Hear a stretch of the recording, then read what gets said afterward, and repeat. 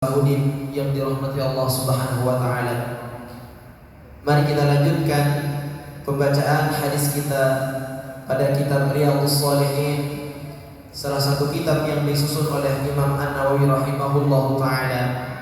Dan pada pagi hari ini kita masih membahas tentang babul amri bil ma'rufi wan nahyi 'anil munkar. Bab yang berbicara tentang mengajak kepada perbuatan baik dan mencegah pada perbuatan kemungkaran. Dan kemarin kita sudah membaca salah satu hadis dari baginda Rasulullah SAW yang mengatakan, barang siapa yang melihat suatu kemungkaran, hendaklah dia merubah dengan tangannya. Apabila ia tidak mampu, hendaklah ia merubah dengan lisannya. Apabila ia tidak mampu, dan hendaklah ia merubah dengan hatinya. Dan itu adalah selembut-lembutnya iman, dan itu adalah selemah-lemahnya iman. Dan insyaallah kita akan melanjutkan hadis dari Ummi Mukmin Ummi Salamah Hindun binti Abi Umayyah Udzaifah radhiyallahu anha. Anin Nabi sallallahu alaihi wasallam qala annahu qala innahu yusta'malu alaikum umara'u fata'rifuna wa tunkiruna, faman kariha faqad bari'a wa man ankara faqad salima, walakin man radiya wa tabi'a. Qalu ya Rasulullah ala nuqatiluhum? Qala la ma aqumu fikumus shalah. Rawahul Muslim. Dari sahabat Ummul Mukminin Ummu Salamah Hindun binti Abu Umayyah Udzaifah radhiyallahu anha, semoga Allah Subhanahu wa taala meridainya, bahwa Nabi sallallahu alaihi wasallam bersabda, sesungguhnya akan diangkat beberapa pemimpin negara, dan kalian akan mengetahui serta mengingkari kemungkaran mereka. Maka barang siapa yang benci, bebaslah ia. Barang siapa yang mengingkari, maka ia selamat.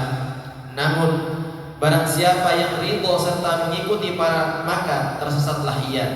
Para sahabat bertanya kepada Rasulullah sallallahu alaihi wasallam, ya Rasulullah, bolehkah kita memerangi mereka? Beliau sallallahu alaihi wasallam menjawab, jangan, selama mereka masih mendirikan salat bersamamu. Hadis riwayat Imam Muslim, nomor hadis 1854. Jamaah yang dirahmati Allah Subhanahu wa taala, kita diberikan predikat oleh Allah Subhanahu wa taala, kuntum khairu ummah, adalah sebaik-baik umat karena melakukan dua hal, ta'muruna bil ma'ruf wa tanhauna 'anil munkar, mengajak kepada kebaikan dan mencegah kepada kemungkaran. Dan Rasulullah sallallahu alaihi wasallam pun menegaskan dalam hadis yang kemarin, apabila kita tidak bisa merubah suatu kemungkaran, mencegah suatu kemungkaran, maka hendaklah kita merubah dengan hati kita, atau minimal kata para ulama, kita membenci suatu kemaksiatan yang dilarang, yang dilakukan oleh seorang, dan itu adalah selemah-lemahnya iman. Dan para ulama juga mengatakan, barang siapa yang tidak membenci suatu kemungkaran yang dilihat di depan matanya, maka zahabat iman min qalbihi, iman telah pergi di hatinya.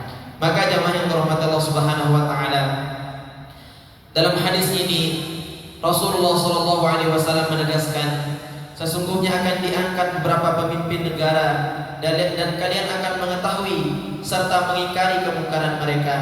Mungkin pada saat ini terjadi di negeri kita atau di negeri-negeri dahulu, bahwasanya mereka itu melakukan kemungkaran. Akan tetapi apa kata Rasulullah sallallahu alaihi wasallam? Rasulullah sallallahu alaihi wasallam memberikan batasan kepada kita semua. Maka barang siapa yang membenci suatu kemungkaran yang dilakukan oleh pemimpin, bebaslah ia. Maka barang siapa yang mengingkari perbuatan atau kemungkaran yang dilakukan oleh suatu pemimpin, kata Rasulullah sallallahu alaihi wasallam, maka ia selamat.